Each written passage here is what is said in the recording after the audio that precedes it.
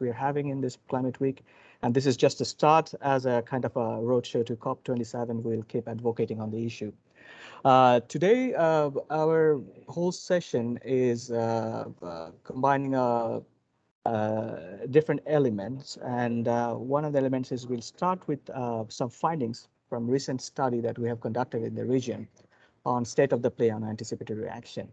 And followed by that, what we will do is allow ourselves to ask questions as a panel format, and where we will kind of discuss about what we have done, what we have been doing in the field. And it's kind of a mix of example, vision, and the current work that we have done. And for that, you're seeing our speakers, panelists on the video, but they will be introducing themselves as time comes. But first, I think I will just tell you how this whole session will work for the audience. Audience, unfortunately, will only have an opportunity to write down their questions. And those questions will be, if there's time, like we'll try to answer them at the end of it. Panelists will be discussing for like about half an hour to 45 minutes. We have also a special guest from ECHO regional office, and we will also listen from ECHO as a guest in the panel. And during the whole time, I think only panelists will be turning on their mic. And first, we will start with the presentation. So I think everybody's okay, and we have like, yeah, a lot of participants, which is a good thing. And without further delay, let me just go to Lena for the first presentation, and followed by that, as I said, I will introduce other speakers as we go on. So Lena, over to you for the first presentation. And please also introduce yourself as you'll be presenting. Thank you. Thank you, Omar, for this introduction. My name is Lena Weingartner. I'm a research associate with ODI's Global Risks and Resilience Programme, and very pleased to join the session today to talk about some of the findings from a joint WFP and ODI study that Omar already mentioned that examined the current state of anticipatory action in the MENA region, called Anticipatory Action, State of Play and Accelerating Action. This study specifically looked at a subset of 8 countries, namely Egypt, Iraq, Lebanon, Morocco, Sudan, Syria, Tunisia, and Yemen. And as part of this study, the team gathered desk-based secondary information, such as reports, evaluations, policy and strategy documents. And these were complemented by key informant interviews to then analyze all of the information jointly at country level, as well as through a regional synthesis. I'll be speaking about some of the highlights from that regional synthesis today, and hoping to provide with that a framing for the following panel discussion that Omar mentioned that will happen later on in this session.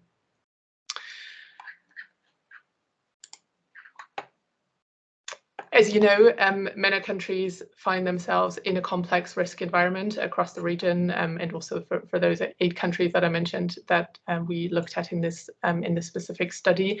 The number of disasters related to natural hazards in the region has almost tripled since the 1980s, compared to doubling across the globe. And these take place in a context where they are in part reinforced, and where vulnerability and exposure may be increasing due to many contributing factors, such as environmental degradation, climate change, urbanization, demographic changes, and other trends. The MENA region already is very arid, but by the middle of the century, it is expected to be even warmer and to experience more extreme events, particularly droughts and floods. While most disaster response and humanitarian operations globally, as well as within the region, are still mobilized today after the onset of a crisis, anticipatory action refers to actions that are taken before a disaster and that aim to reduce or mitigate the most damaging impacts and to speed up recovery afterwards. Anticipatory action can be a broad set of interventions that are taken by individuals, by communities and organizations that include governments and beyond, and they are set in motion and informed by forecasts and other early warning information.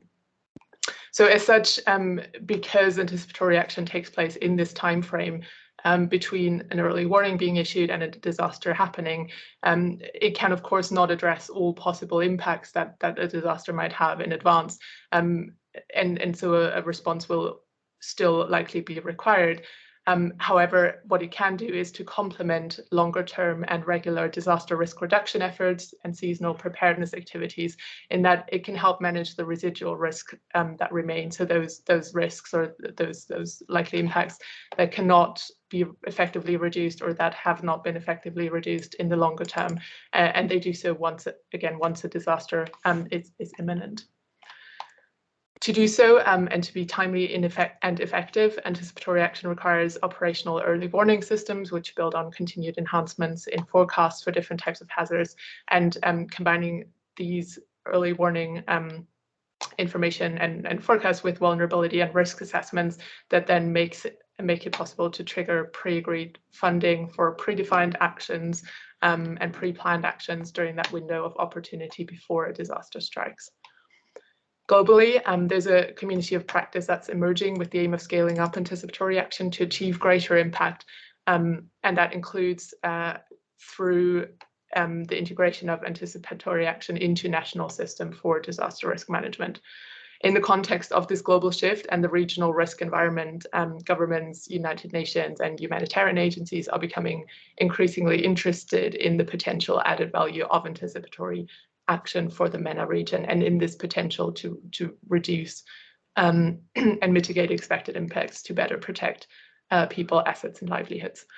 Examples of this increased interest are the government of Egypt, who have become a member of the Risk-Informed Early Action Partnership, or REAP, emerging examples of anticipatory action initiatives across the region, both supported by government and humanitarian and development partners, as well as the recent response to the COVID-19 pandemic, which has led governments to examine how they can better identify vulnerable populations ahead of a crisis and to put in place more flexible assistance mechanisms, including those that are more anticipatory. So what have we seen from the study in the region in terms of how anticipatory action and anticipatory thinking is already being integrated within disaster risk management policies and processes? Overall, more anticipatory thinking is making its way into disaster risk management policy and practice in several countries in the region. So this includes a shift towards an increased emphasis on risk reduction, on preparedness more broadly, but also to some extent on anticipatory action more specifically at national and subnational levels of governance. And an example of this is that in Morocco, emergency preparedness and response plans exist for a number of natural hazards within the relevant line ministries, as well as for local government. These are still mostly response focused, but provide an entry point for greater institutionalization of anticipatory action within government planning. Concretely, also the need to better link early warning systems and related operational strategies for anticipatory action within the existing plans has been highlighted as a priority in recent government guidance documents on disaster risk management that you see on the slide here. That said, many countries still do lack a comprehensive, up-to-date DRM policy and planning framework that includes anticipatory action. Options to address this and to advance anticipatory action range from more incremental changes that can be made in disaster risk management policy and processes towards a more comprehensive reform of DRM systems where that isn't already underway, to incorporate a more prevention and preparedness and anticipation focused agenda.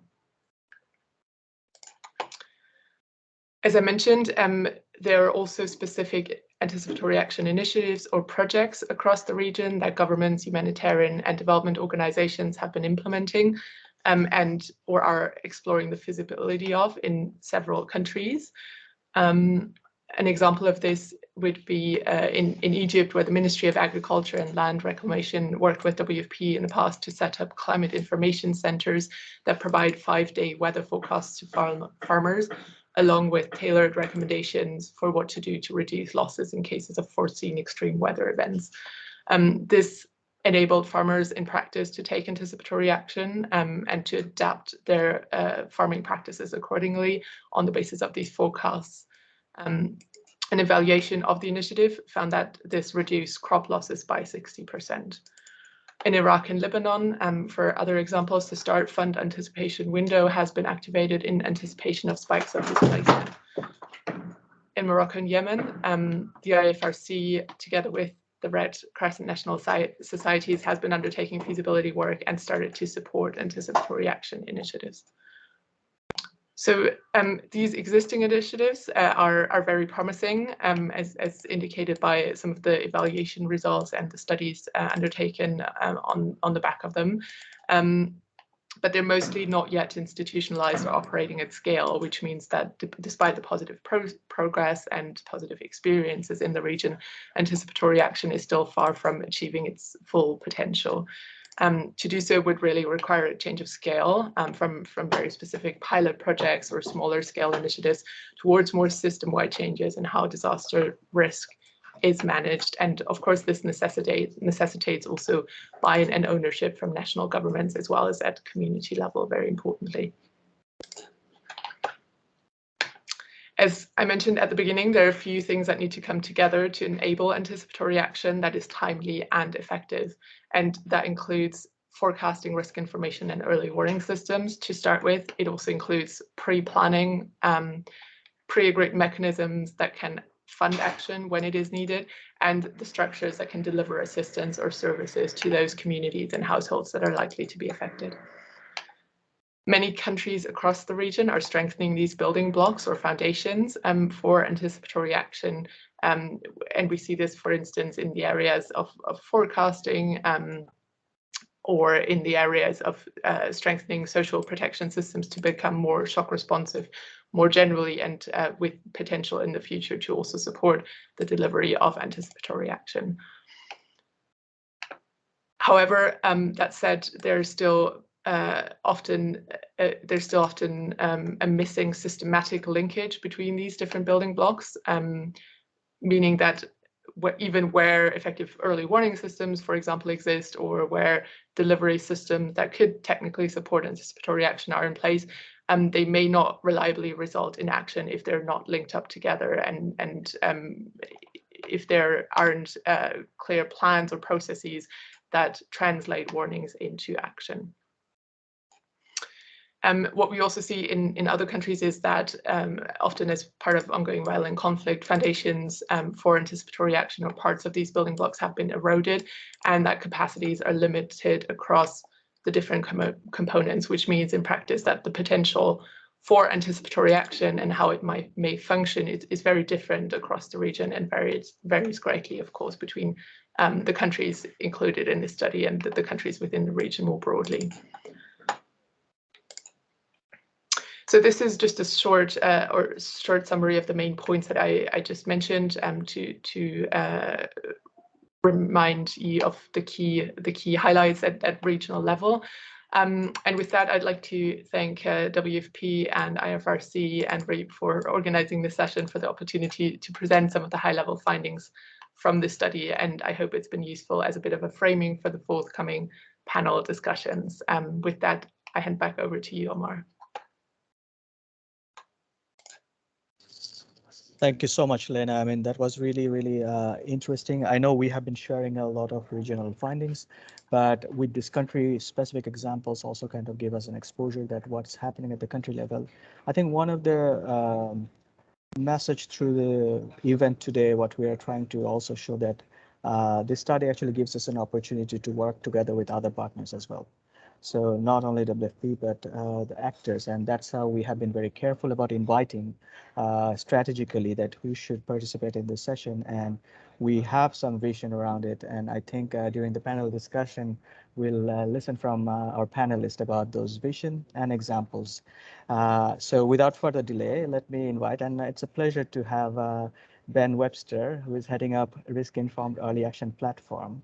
As a global initiative. I think Ben will also give an intro, and I'll also request Ben to introduce the panelists and take over the panel discussion from here.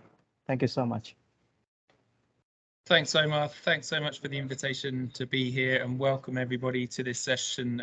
We look forward to a really engaging conversation today. So please do put questions and comments in the chat box as we go so that we can get the most out of this fantastic panel. And talking of this fantastic panel, you've already heard from Lena. Thanks so much, Lena, for that excellent overview of what's already happening in the region. Lena is Research Associate with ODI's Global Risks and Resilience Programme, and her work focuses on disaster risk management, risk finance and anticipatory action. We're also joined by Dr. Hossan Faisal, who works with IFRC in the MENA region as head of the Disasters, Climate and Crises Department, and he's been working with the Red Cross Red Crescent movement for the last 15 years in various roles. We also have Oscar Ekdal, who's with WFP. Oscar has worked for the World Food Programme since 2009 with a focus on resilience, climate change and disaster risk reduction, and he's currently based in Cairo as the regional head of resilience and livelihoods. And we also have Nicolas Gauvaert. Nicolas has worked with ECHO since 2015 with a specialisation in food security, cash and disaster risk reduction. And Nicolas is currently ECHO's rapid response coordinator for the MENA region based in Amman, Jordan.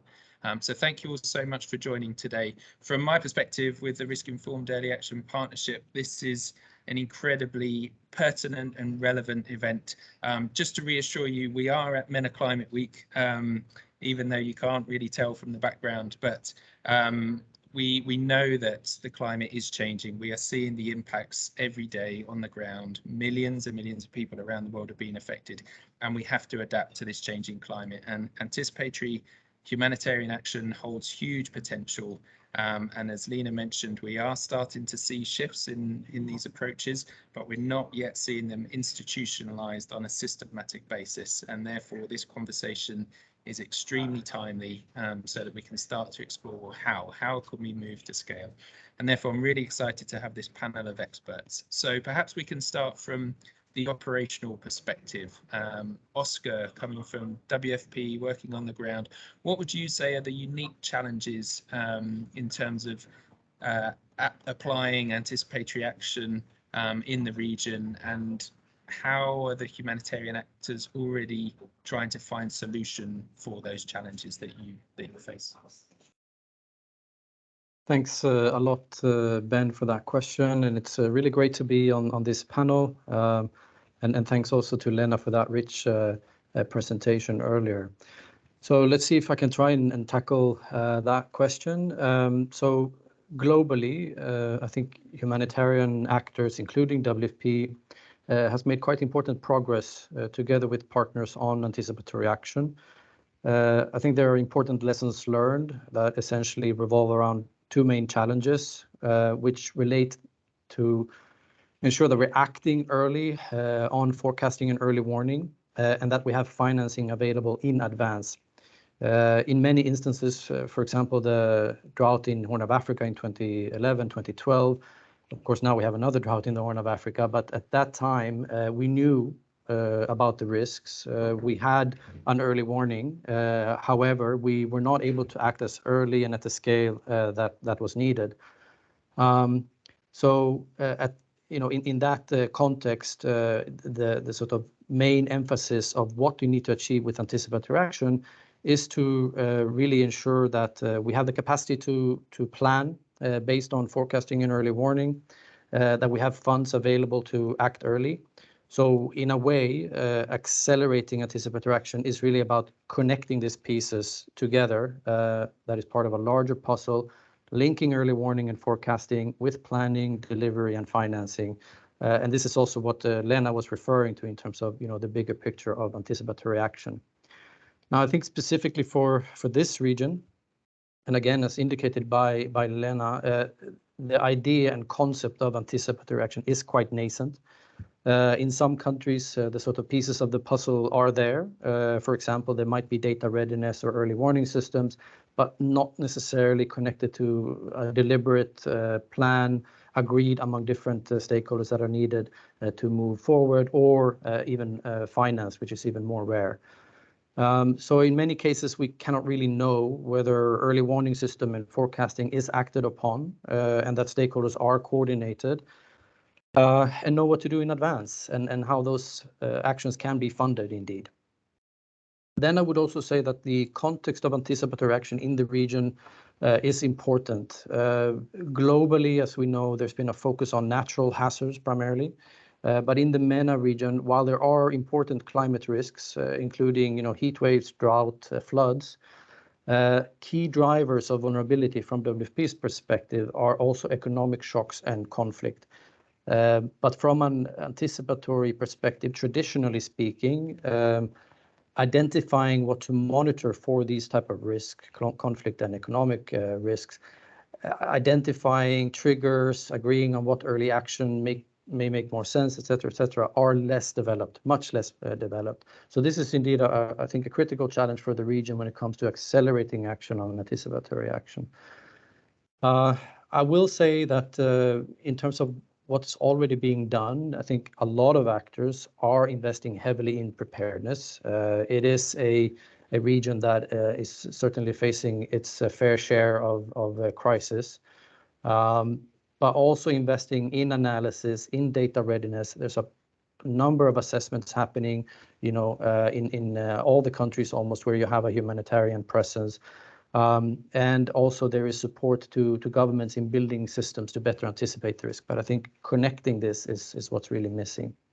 For WFP, we have been part of a regional initiative called the SDG Climate Facility, together with the UNDP, UNDRR, funded by SIDA, Sweden, which really is about bringing this together, building that initial capacity.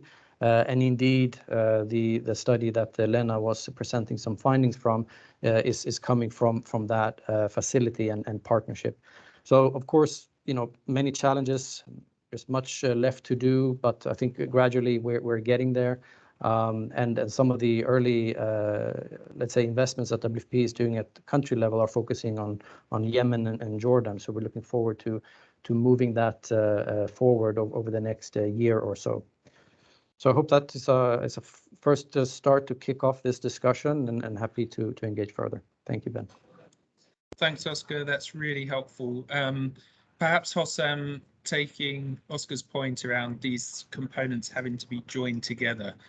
In your experience, does anticipatory action and planning have an impact in the efficiency of the subsequent emergency responses? Are you seeing this link up, particularly at the community level, and how?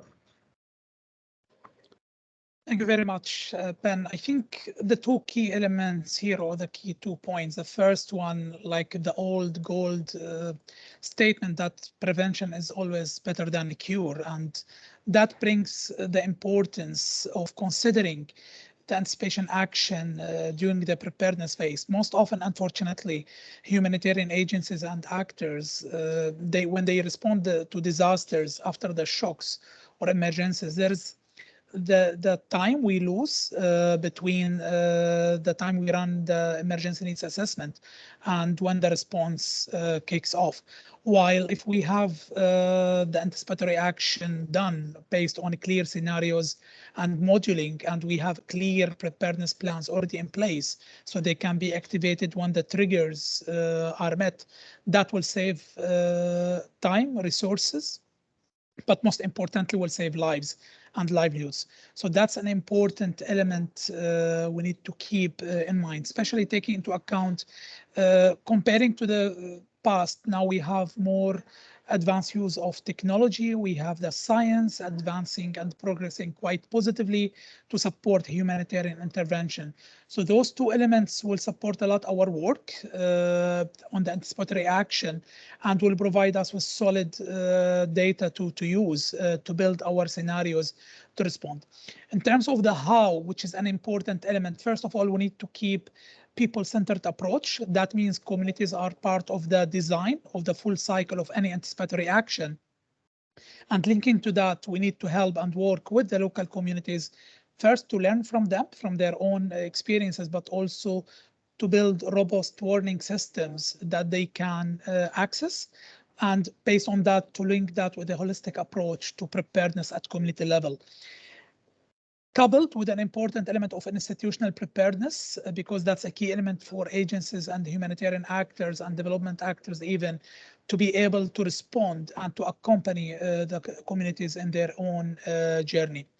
All of that's important, but we should not be always reactive. Even within the anticipatory action, we should try to analyze the different experiences and learnings from the different examples across the world to see how anticipatory action worked, what are the areas to improve, what are the areas of a great success, to build upon them and to replicate them with a tailor-made approach based on the local communities element. So there's an important element here to connect with the whole disaster risk management systems, how we capture the learning and we bring it back into the system as a contribution and as an input to the preparedness by itself. It's not just something we are doing for the sake of doing. No, it's bringing that back into the planning cycle.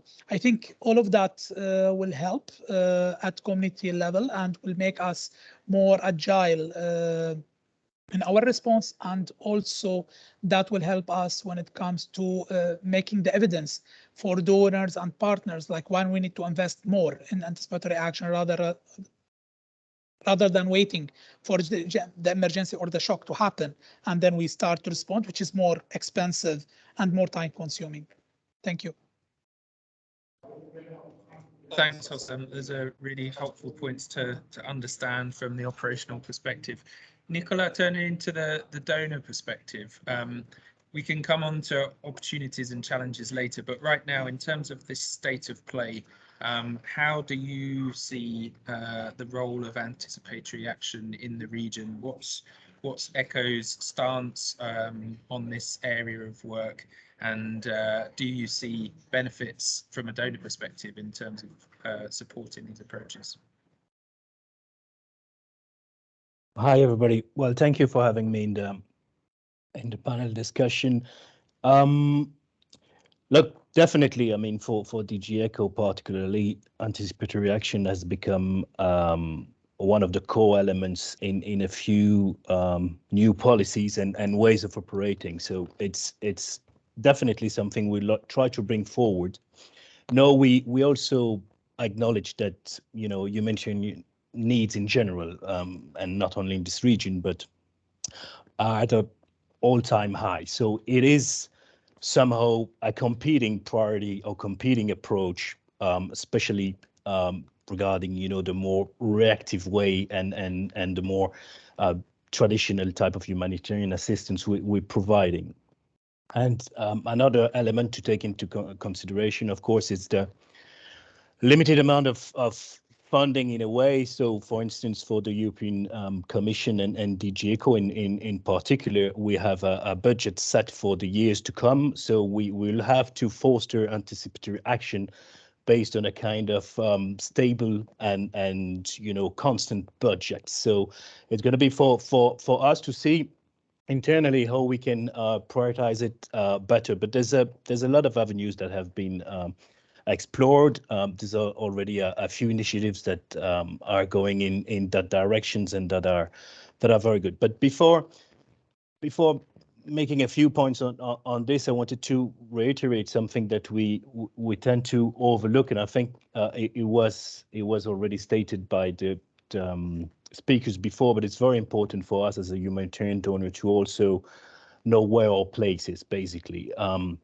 I mean, preparing for disasters of natural origin or man-made origin remains, of course, the prime responsibility of the state and the government. And we know that when it comes to anticipatory action for, you know, climate risks and their impacts on the population, it is the same. We have a framework in place, and that framework should be the one used to prepare and respond to crisis. I think humanitarian aid and assistance has definitely a role to play. It's good that it can complement, and sometimes when capacities are really insufficient, it can substitute states and civil societies to respond to these type of crises and their impacts. But we have to acknowledge that basically we have our limitations. We are the tip of the icebergs. We can come and quickly fix a few things. We can pilot, and I think that's an important role for donors. We can pilot, as Lena mentioned. There is a few pilots being implemented in the MENA region. I won't extend too much on this, and then other other actors should eventually try to put it at scale and institutionalize what works well to really make it of a more structured and systemic approach when it comes to climate risk and anticipatory action. For us, particularly, we have published a communication mid-year last year. I can share the link. There was a very strong emphasis put on anticipatory action. It is also reflected on in a more policy perspective with the new disaster preparedness guidance note has been issued last year too. I think it shows a clear commitment from DG ECHO basically to engage in that way. At the moment, I would say we have a bit of a threefold approach. One that would be to try to build anticipatory action into our humanitarian aid programming through our policies, as I mentioned, but also the tools that we're using to fund humanitarian aid. We also want to foster investing in and applying science and predictive analytics. It's also something that's at the moment not sufficiently and solidly, I would say, built up upon to create the evidence and the evidence-based foundations that we would need to advocate for it and to demonstrate how effective it is. And then, I mean, the last approach would be to advocate for it among our peers, donors, but also with, the states and different stakeholders around the table. We have the World Bank and a lot of financial institutions that can be absolutely key when it comes to push for institutionalizing great initiatives in that regard. A few examples of recent initiatives that we've been taking. I want to mention that the HIP template this year has been modified, and it includes no sections on climate-related trends and analysis, so that it is systematically taken into account in the way we are programming in every single HIP at regional and country level, which is already a good thing. We have initiated this year two programmatic partnership. I mean, one of them started last year actually, but as a pilot, a key one was IFRC, with a significant amount of funding also channeled towards anticipatory action and pilot innovative models at community level also to really foster anticipatory action. And one other one was FAO for the Asian continent more specifically.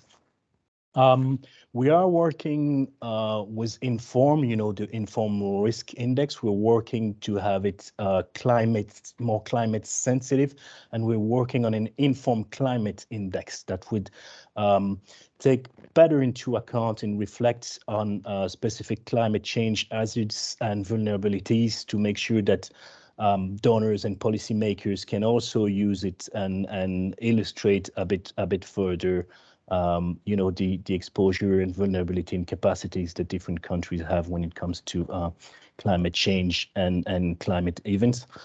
We also progressively, I think it has started in the last few years and would certainly be avenues that would be further explored to contribute to forecast-based actions and funding mechanisms. So we have country-based pool funds that are more and more climate sensitive or integrating these elements and would like to be supportive of that. I mean, that's something we can definitely look at. We have the DREF focus-based action that we are already funding and look at to do it more with IFRC. We're looking at insurance mechanism. We have funded, not in this region yet, but in West Africa and in the Horn of Africa, mechanism like ARC replica, micro-insurances, with WFP. I mean, these are the kind of avenues that we try to foster when there's evidence that it works well and can make the difference. And things that we don't do in this region too much too, but I think it's definitely something that could be looked at in the future. But again, I think Lena mentioned it. All the pieces of the puzzle needs to to be effective and combined together. And for instance, I mean, shock responsive social protection systems are not yet, I would say, fully at scale and even sufficiently developed for us to plug in as a donor partners and humanitarian partners in support of it, so that the shock responsiveness side could be supported if the state or piloted before the states would eventually decide to consider it further and institutionalize it. So these are the type of initiatives that we've been supporting in the Horn of Africa, in West Africa a lot in the last 10 years, and that we're still not doing sufficiently here, but probably for these reasons. So I think if we were to look at the constraints and challenges here, I would say that we still need to have clearer directions and pathways being set up by regional and national actors into what are their key priorities in terms of anticipatory action and shock responsive social protections, and how humanitarian donors and partners can come into supporting that in the long term, meaning that for a donor like us, humanitarian donor, we would essentially pilot it in the first few years, or agenda is not to support it in the long run. This is something we discuss with our development partners, but we could play a role. We could be the start, the lights that would initiate further process that could be institutionalized further by the government. So that's in a nutshell what we're trying to look at here in the region and more globally. Thank you. Thanks, Nicola. That's really helpful. And I haven't seen any questions coming through on the chat yet, so I'm going to keep going if that's okay. And Lena, it would be good to hear your perspective in a moment in terms of these financial instruments and the architecture that we have in place. But Nicola, you mentioned that the humanitarian funding is the tip of the iceberg, and I agree. You know, there's far more resource in other parts of donor organizations, but other financial instruments as well. But can you tell us a bit more, aside from piloting, because we take part in many of events looking at these particular issues, and some partners are starting to say, you know, we should be beyond pilots by now. We're looking to institutionalize, as Lena mentioned. How is that coordination taking place between the donor departments and between different donor governments to look at these connections between the humanitarian, the climate, the development? Where do you think we should, as a collective community, you know, where should we focus our efforts where we're not currently making progress as quickly as we should? From your vantage point, you know, within ECHO, how do we engage with DG Klima, DG INPA, multilateral development banks, as you suggested, so that these pilots really can turn into institutionalized ways of working and approaches going forward, do you think? That is not an easy question, because I mean it is definitely a very relevant question, though. I mean it's I won't say it's the only question, but this is a key piece of the puzzle, because as you mentioned, I think if we want to trigger institutionalization, if you want to trigger a formal scaling up of these mechanisms, there's no other way. There's no other way. We don't have enough resources internally. I mean, both on the partner sides and our side as humanitarian donors to put it at scale. It's totally impossible. It's beyond our means. But look, internally, what we do. We try more and more, and that's a good practice. Probably not enough institutionalized, but for us, basically, what we try to do is have a reading of the analysis, a common joint reading and joint assessment of the priorities, the gaps, and the needs in the region between the different instruments. So there are ways of doing it, and then discussing the joint programming. I think it should become a norm. It should become a standard now that both development and humanitarian donors sit together, and we're doing it internally within the different DG So we have an idea of, we have a joint understanding of the issues first, and then we have an idea of how our programmatic tools can support, and to a certain extent, the disaster risk reduction agenda as a whole, and anticipatory action when possible. There are also constraints and challenges. This is still a very, very personal driven agenda. It depends also on the willingness, the appetite of a particular DJ in a particular country to engage in it or not.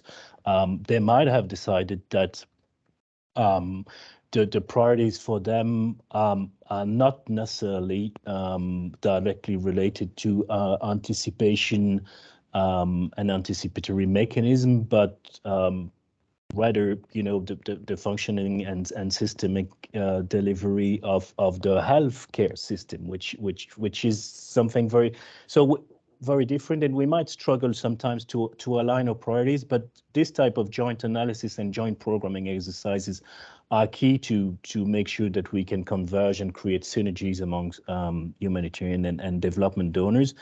We have also a high-level dialogue with the World Bank and a few other actors. I think these are key.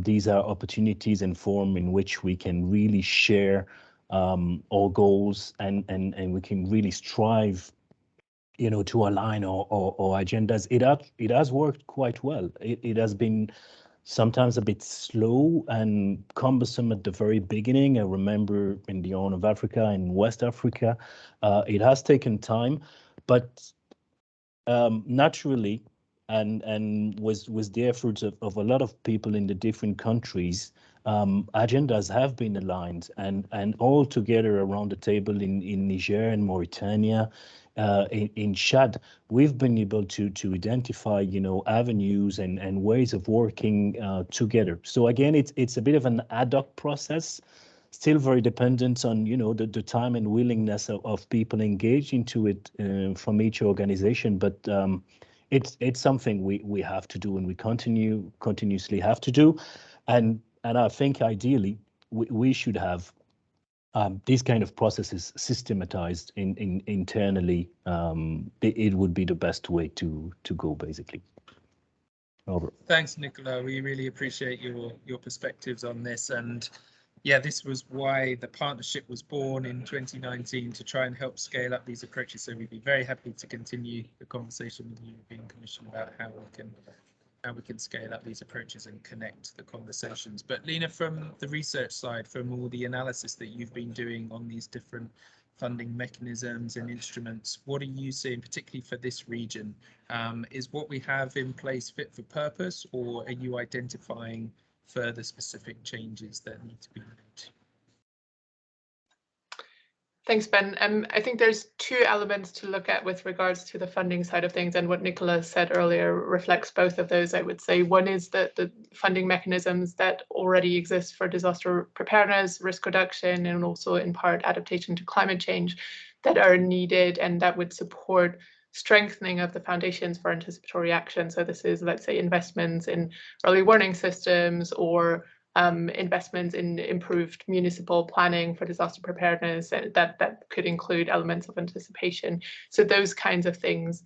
And of course, there is different avenues or sources of funding for activities like that, such as existing government allocations, but also international cooperation around disaster risk reduction, climate change, adaptation, and development budgets too, because of course a lot of those investments that support anticipatory action also have co-benefits for broader development and resilience building purposes and interventions.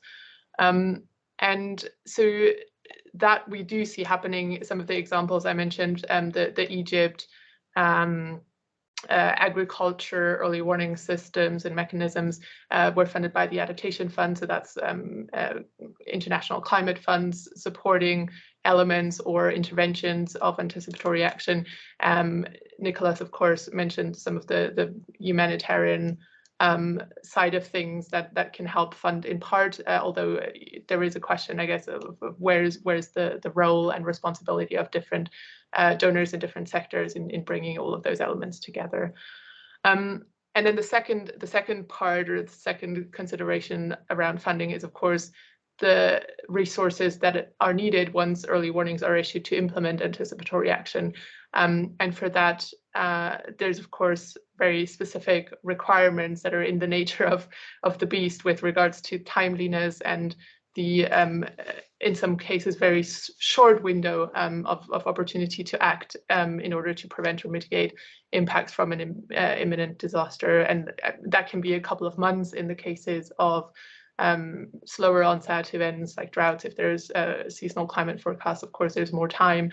But then if we're talking about flooding or storm or other types of hazards, the window might be very short. So it might be 2 weeks or a week or a few days only, or even less in some cases.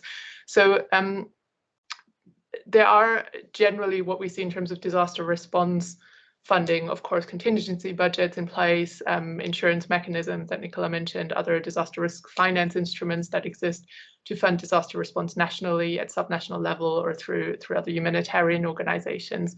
What we do see, though, to support anticipatory action more specifically is that some humanitarian organizations and pooled funds in recent years, such as UN-OCHA's Central Emergency Response Fund, the START Fund, or the IFRC's Disaster Relief Emergency Fund, the DREF, have started incorporating specific anticipation windows into their broader emergency response funds.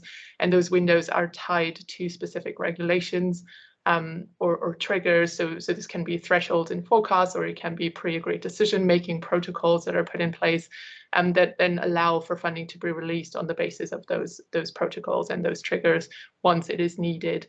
And there are clear processes then through the pre-planning element for how those will be used as well. And so this is not really yet the case with national government contingency funds in the region. Not all governments have operational funds either. In some cases, the conditions for accessing the funds or replenishment are unclear too. So, but it shows nonetheless the potential for how such flexible funding could support anticipatory action. And maybe what Nicola said, this is kind of the piloting examples as well, even though some of these are at relatively large scale now, but still it provides an example for how this could work in practice in terms of making those response mechanisms more flexible to incorporate anticipatory action as well. As I mentioned, there are the specific characteristics of anticipatory action that need to be considered, and that pose specific requirements that are different from the response, the timeliness element, of course. Also, the willingness to act under uncertainty. Forecasts, we know, are not always exactly right, but there are of course, different levels of certainty and accuracy, and also different types of actions that may be supported through anticipatory funding that are that could be considered low regrets types of actions that support existing vulnerabilities, irrespective of whether the disaster materializes exactly in the way it was forecast as well. So that's potential ways to address those types of concerns. And there are, of course, regulatory requirements and standard operating procedures as well that are needed, and that need to be linked to specific triggers that are anticipatory rather than the more responsive and type of disaster declarations or needs assessments that are more traditionally required to access emergency response funding. Thanks, Lina. That's really helpful. And we will come back to financing, I'm sure, because Nicola, there's a question for you in the chat. But before we come back onto the financing question, let's think about the operational challenges as well. So Hossam, from the IFRC perspective, what would you say the main challenges and the opportunities to mainstreaming these anticipatory action approaches within the disaster risk management continuum? What are the biggest challenges that you face, and where do you see the opportunities going forward? Thank you very much, Ben. I think one of the key elements here, the misperception around the anticipatory actions, like it is a standalone component or something new coming into the broader picture. While we should look to turn that challenge into an opportunity, we should look at anticipatory action as a key risk reduction component or element, if not at the center of the risk reduction when it comes to saving lives and livelihoods. And that in a way should be linked to the multi-hazard preparedness approach, either at community level or at an institutional level, because that will bring different elements and will guide more our disaster risk reduction intervention and support to communities. Looking into the opportunities as well, like just to turn those challenges into opportunities, I think there are different elements, again, as I mentioned in my previous remarks around the learning. Like those opportunities, there's a lot of learning happening, but the key element is how we capture and we circulate and we look into, for example, peer-to-peer evaluations, opportunities, learning events. And here I would like to mention the importance of the Anticipation Hub that brings more than 89 partners, and from academia to the humanitarian sector, NGOs, UN. That's an important opportunity. And here we invite all the participants also to have a look at the Anticipation Hub website to see the evidences, the research, the learning, and to connect with the Anticipation Hub colleagues as well. I think there are opportunities in the MENA region, if we need to be more specific, how we are expanding. It is a challenge, but also to present an opportunity, how we are expanding the thinking around anticipation into fragile and conflict affected contexts in the region. And that's an important element here in the MENA. We have a lot of, unfortunately, we have a lot of protracted crises in the region. And that does not mean it is the cutoff point that, okay, it's protracted emergency, protracted crisis, we should not look into anticipation. On the contrary, anticipation will help further I would say more refining what are the community interventions in specific areas, especially if we are talking about hard to reach or hard to access areas.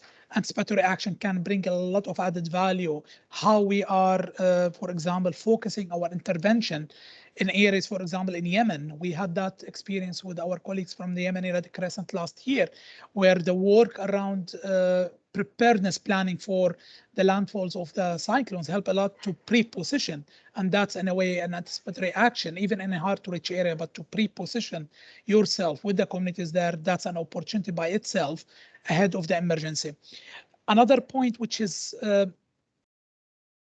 important element here to help mainstreaming, it's around how we are working with the national meteorological offices, not just to have the partnership or to get the data from them. In the contrary, to look at them as a key partner in the process itself.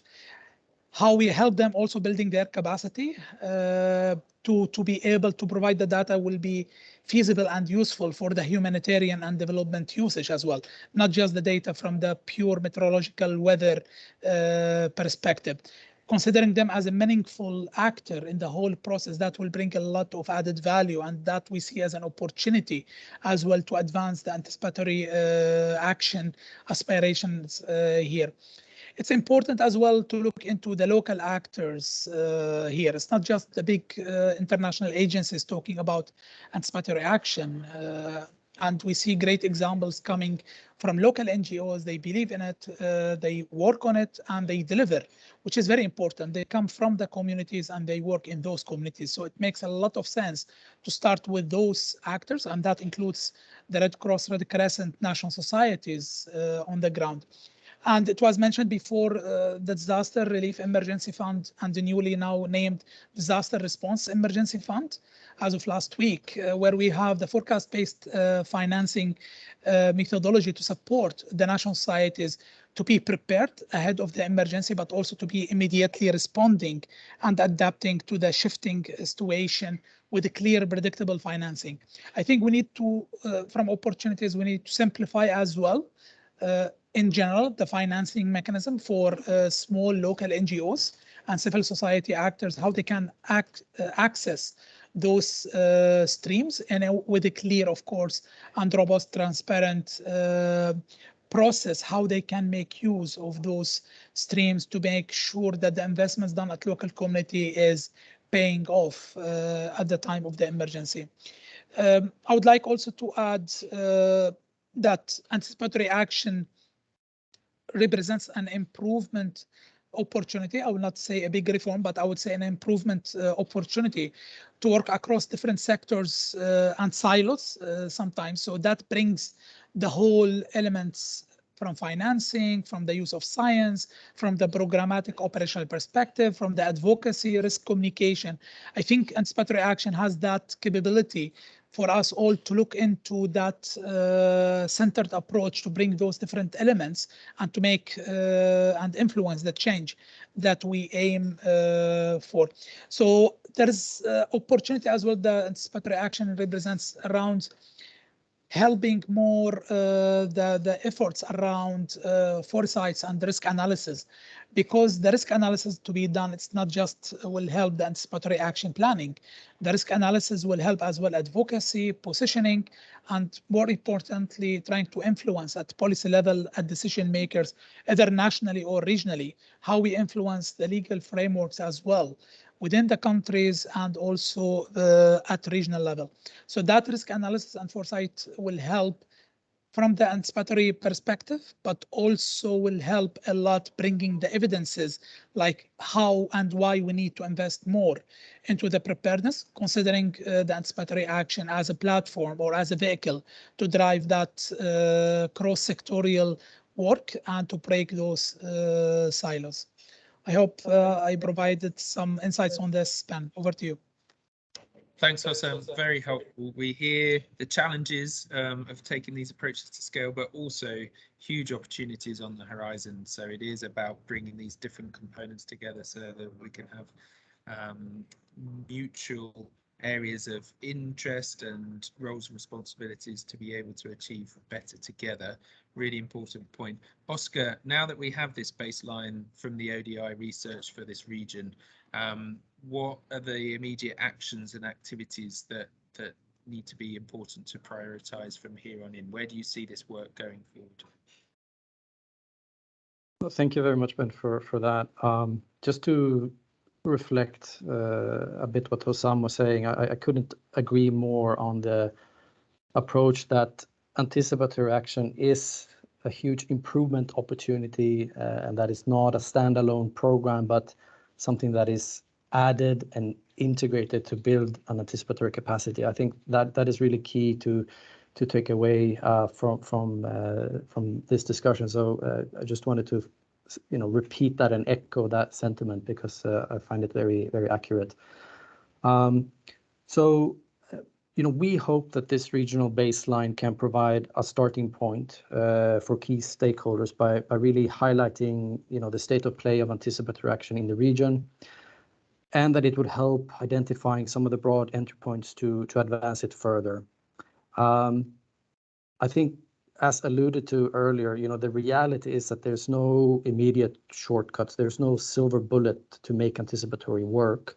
And we need to make investments in all of the major areas of the anticipatory action ecosystem, from forecasting to early warning capacity, to planning for early action, to delivery mechanism. And then critically, as was particularly raised by ECHO, how we're going to fund this? Where will that come from? Recognizing that probably it's not just one source and not just one financing window. For WFP, because it was a new agenda, we tried to have a logic approach, at least in our minds. We have invested quite a lot in the awareness, and I think that will need to continue. This is part of that work. And that means particularly, in our view, to really engage with a broad partnership approach. This is not something that one agency, one NGO can move and accelerate by itself.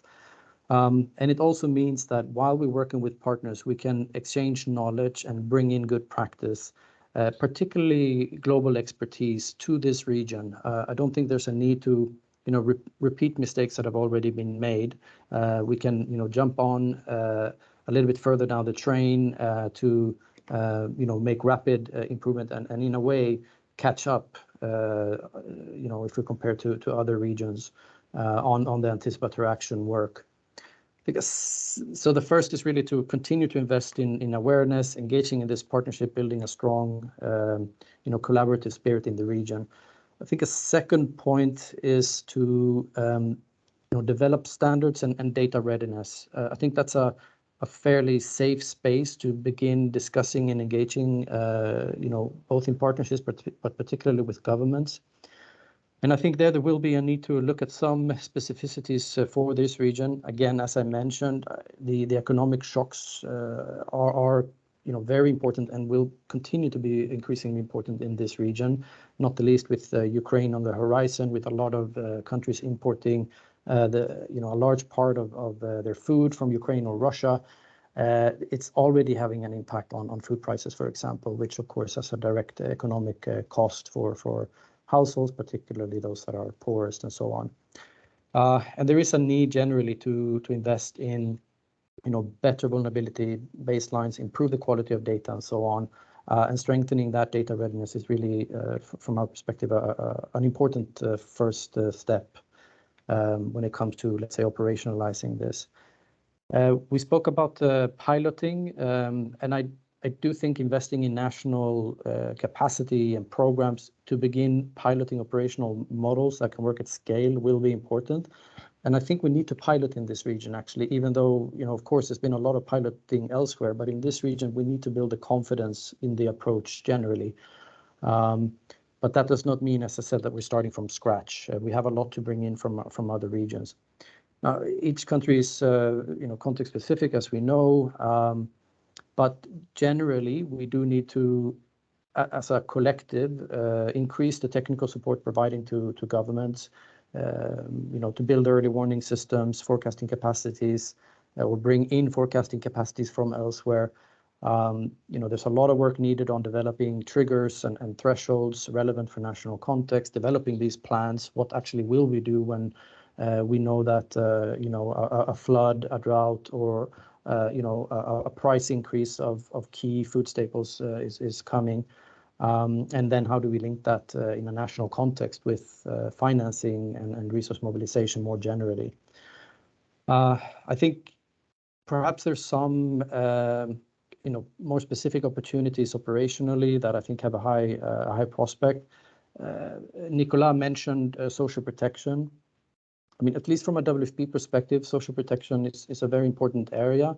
And even though, there's quite a way to go before we can call it, an adaptive social protection or shock responsive social protection, there still seems to be a higher readiness among governments to, let's say, horizontally expand these systems, which we saw, for example, during COVID, where, there was an increase in almost all the social protection systems in the region to cover more people, to provide, cash or food to people that were affected by COVID. So probably an important entry point will be to understand how can we make those social protection systems more shock responsive, more anticipatory. That could be a sort of, if not a low-hanging fruit, at least an area which is already being looked at by governments, and where probably there is an added value for international organizations, and the UN agencies to come in with expertise to see how that can be done.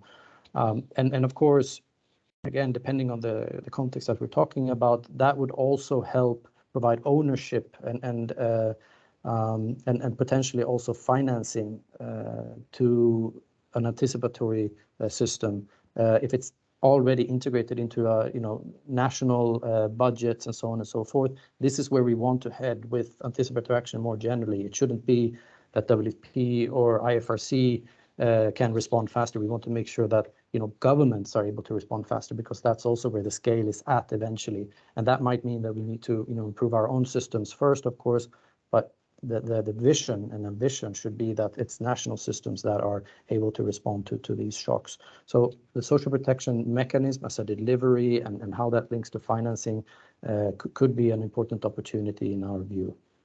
I would also say operationally that really understanding local opportunities will be important. and low regret actions, as Lena was highlighting. There are countries in the region where the central systems are no longer functioning for various reasons. I think in those contexts, there is an opportunity for, WFP and other stakeholders operating there to look at existing resources and how can we add more operational flexibility in the use of financing, in budgeting, and so on and so forth, but also to realize that in some cases, not so much is needed. So, for example, if in southern Yemen, where we have done a little bit of work, if we're able to get better communication about risks and early warning to communities, they already have certain actions that they are taking if they can trust the information that is being provided. So by investing in that communication and dissemination of information, we actually don't need too much resources, financial resources. We need to build trust. We need to build the capacity of that system, make sure that it's disseminated in a good way. And then communities, we can support communities, and they're already doing it in many contexts, whether it's harvesting early the cash crops or limiting movements if they know a flood is coming, safekeeping of critical assets and so on, things that will really help a recovery after a shock. So those things don't require a big framework. It's something that can be done already now while we're building that larger scale capacity. So I think that is also something that we should keep in mind and not sort of wait for a big solution to arrive.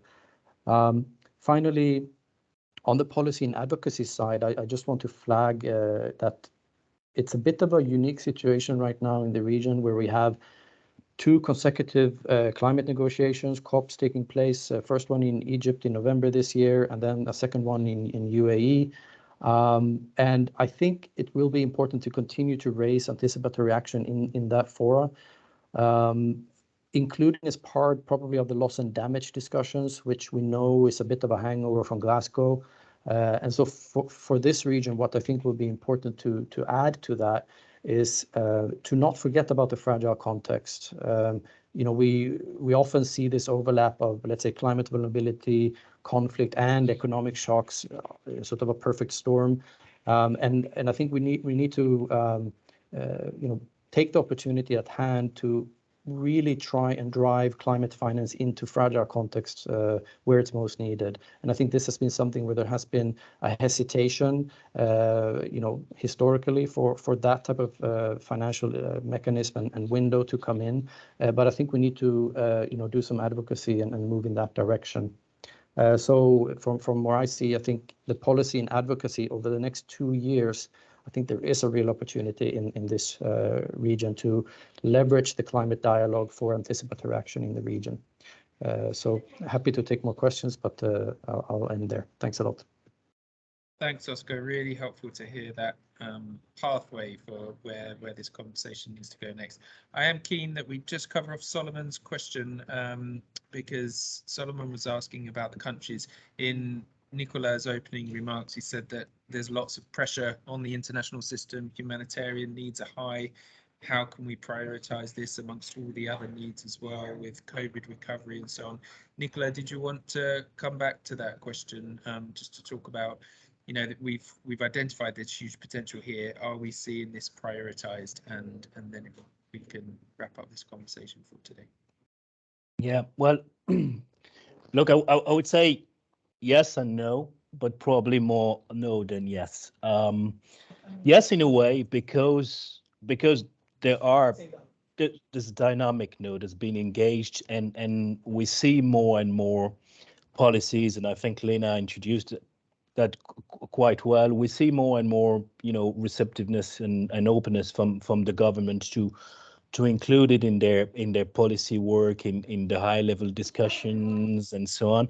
It's still, so that is for the yes. I would say there's a positive trend in that way, but somebody has a mic open, but it remains mainly a no on the implementation side and on the materialization, on the ground for local communities, for Even for the first national responders, for the local actors, it is still a struggle. It is still a department or an area that massively underfunded, disregarded, and I don't want to blame anybody, because if you look at the countries in the region, I mean, and I think Oscar and all of us have emphasized this, they are facing challenges and dilemmas that are of enormous proportions. I mean, look at Syria, look at Yemen. I mean, can we realistically ask and demand that efforts and tangible progress is made in anticipatory action when the basic of the basic is not covered? So I think we have also to be very realistic in our asks and looking at the conditions that are required to establish it properly. So at that level, I would say it's a no for some objective reasons, and also because all of us, and it's valid for donors, it's valid for partners, it's valid for the government, tend to stick with what we know, and we tend to stick to this reactive mode, and I'm happy to see that there's a push now to change it. It's more and more being discussed. I mean, WFP give a lot of illustration. IFRC is moving that way. The UN system is adapting. A lot of partners are more and more interested in engaging in this, and I think donors are following or sometimes being very proactive. I think that the USAID case in Ukraine, not at all related to climate disaster, but is a very good example, and the partnership with WFP in trying to anticipate what could happen there is a good example of a shift starting to happen on a more systemic basis. But honestly, I think that if we want to have this zero regrets approach being implemented at scale, there's certainly much more to be done. And I think we need to seize every opportunity we have when the conditions are met, or when we feel the conditions are getting close to, being very favorable to have it implemented, or when there are niche for it to be piloted. I think Oscar was right. In this region, there's still a need for good pilots to be implemented.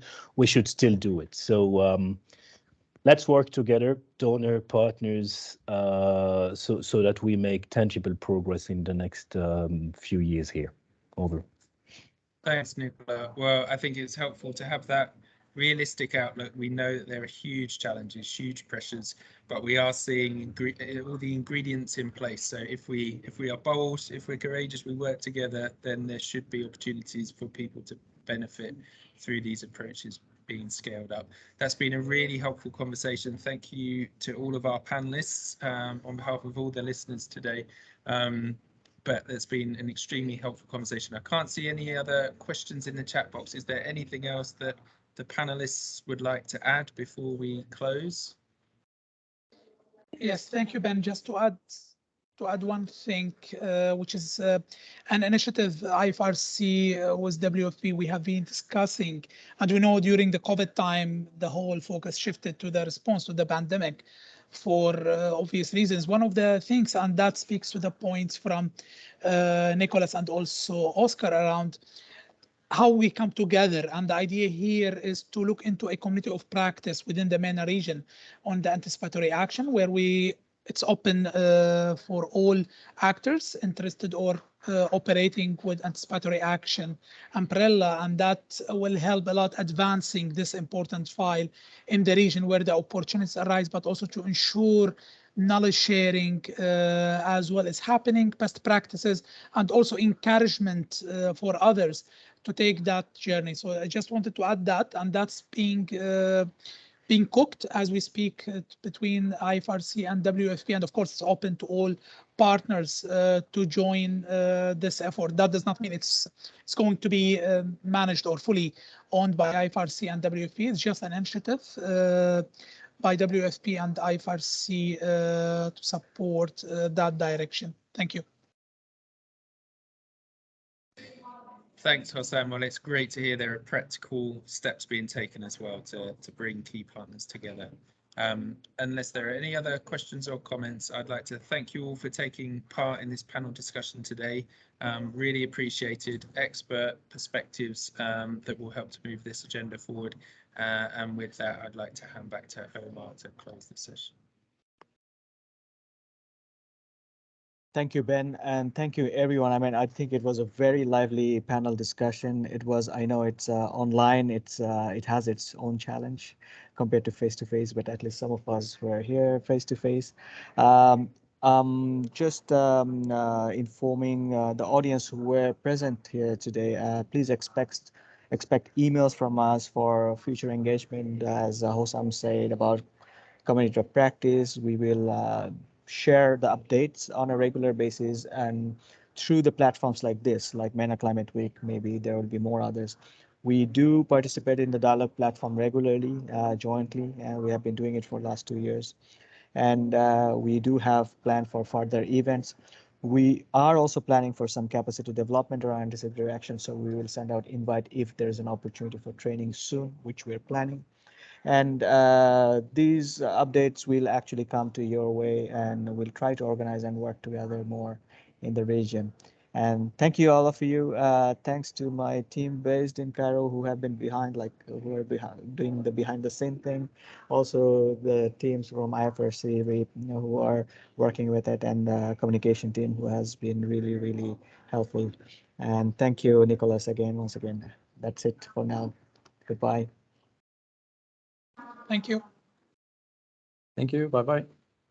Thank you all. Thanks, everyone.